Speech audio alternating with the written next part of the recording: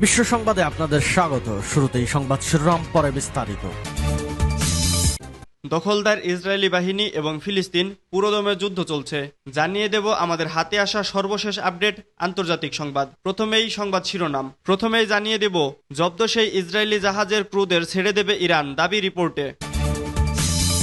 এরপর জানিয়ে দেব Blinken Beijing ছাড়তেই Taiwan ঘিরে চীনের মহড়া।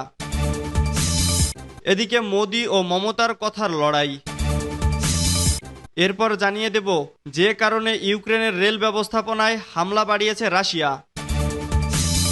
আরও জানিয়ে দেব একদিনেই দফায় দফায় ভূমিকম্পে কেঁপে উঠল তাইওয়ান। সর্বশেষ জানিয়ে দেব মণিপুরের জঙ্গি হামলায় 2 নিরাপত্তারক্ষীর মৃত্যু। এতক্ষণ শুনছিলেন সংবাদ শিরোনাম, এবার বিস্তারিত।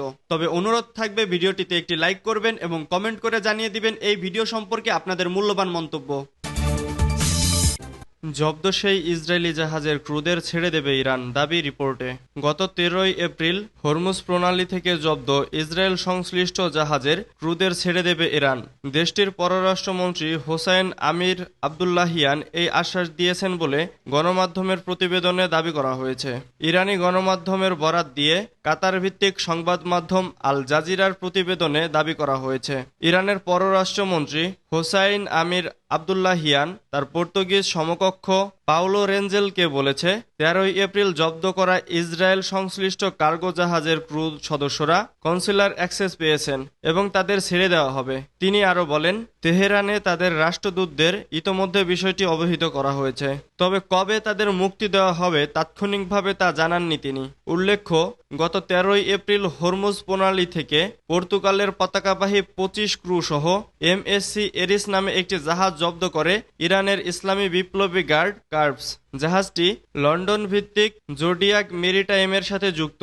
ইসরায়েলি বিলিয়নার ইয়াল ওরাফ ও তার পরিবারের জোডিয়াক গ্রুপের অংশীদারিত্ব রয়েছে। সিরিয়ার রাজধানী দামেস্কে ইরানের কনসুলেটে ইসরায়েলি বিমান হামলায় আইআরজিসির এক শীর্ষ কর্মকর্তা নিহত হওয়ার পর জাহাজটি জব্দ করা হয়। সূত্র আল জাজিরা ও রয়টার্সের। ব্লিংকেন বেইজিং ছাড়তেই তাইওয়ান ঘিরে চীনের মহড়া। তাইওয়ান ঘিরে আবারও সামরিক তৎপরতা শুরু করেছে চীন।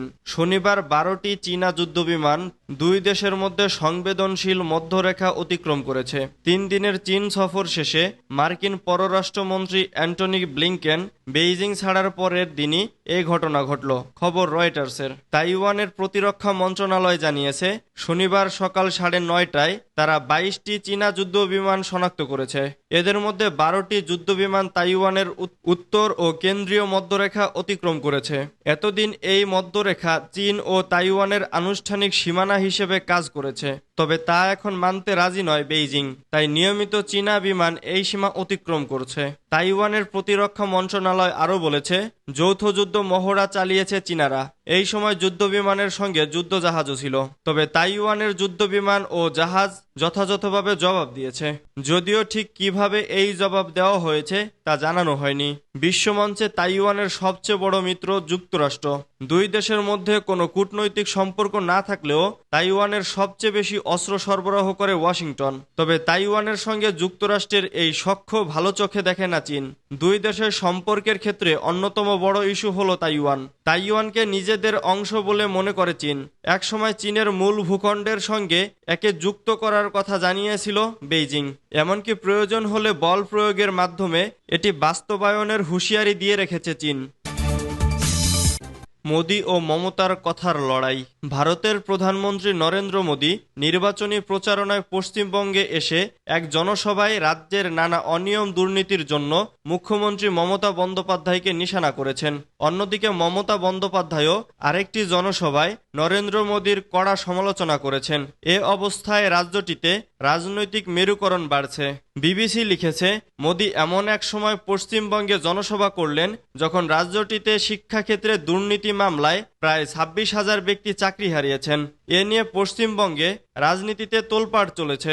ভারতের দ্বিতীয় দফায় নির্বাচনের আওতায় উত্তরবঙ্গের 3টি লোকসভা আসনে শুক্রবার ভোট গ্রহণ হয়। মালদায় এক জনসভায় মোদি বলেন, শিক্ষকদের এ দুর্দশার জন্য দায়ী ক্ষমতাসীন তৃণমূল। তার দাবি, সারদা, রোজ ভ্যালি চিট ফান্ড থেকে শুরু করে সম্প্রতি শিক্ষাক্ষেত্রে নিয়োগ একের পর এক দুর্নীতিতে জড়িয়ে আছে মমতার দল। হাইকোর্টের রায়ে 2016 সালে স্কুল সার্ভিস কমিশনের পুরো নিয়োগ বাতিলের প্রসঙ্গ টেনে মোদি বলেন, তৃণমূল কংগ্রেস শিক্ষকদেরও ছাড়েনি, তাদের জন্য 26,000 পরিবারের রুটি রুজি শেষ হয়ে গেছে।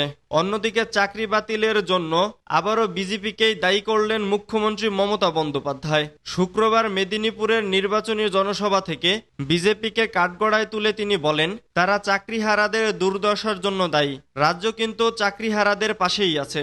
কলকাতা হাইকোর্টের রায় দেওয়ার পর থেকেই তৃণমূল নেত্রী বিজেপিকেই দুষে এসেছেন চাকরি বাতিলের জন্য। আদালতের রায় ঘিরে বিচার ব্যবস্থাকে বারবার আক্রমণ করছেন তিনি, যে কারণে তার বিরুদ্ধে আদালত অবমাননার আবেদন জমা দেওয়া হয়েছে কলকাতা হাইকোর্টে। যে কারণে ইউক্রেনের রেল ব্যবস্থায় হামলা বাড়িয়েছে রাশিয়া। যুক্তরাষ্ট্রের প্রেসিডেন্ট জো বাইডেন ইউক্রেনে সামরিক সহায়তা পাঠানো সংক্রান্ত বিলে স্বাক্ষরের পর থেকে ইউক্রেনের রেল স্টেশনগুলোতে হামলার মাত্রা বৃদ্ধি করেছে অভিযানরত রুশ বাহিনী। ইউক্রেনের সরকারি রেল পরিষেবা কোম্পানি ইউক্রো জানিৎসিয়ার যাত্রী পরিবহন বিভাগের প্রধান ওলেকসান্দার পেরেতসোভস্কি শুক্রবার এএফপিকে এক তথ্যে নিশ্চিত করে বলেছেন, বৃহস্পতিবার থেকে রেলওয়ে স্টেশনে হামলা শুরু করেছে রুশ বাহিনী। আগ্রাসনকারী বাহিনী নির্বিচারে হামলা চালাচ্ছে।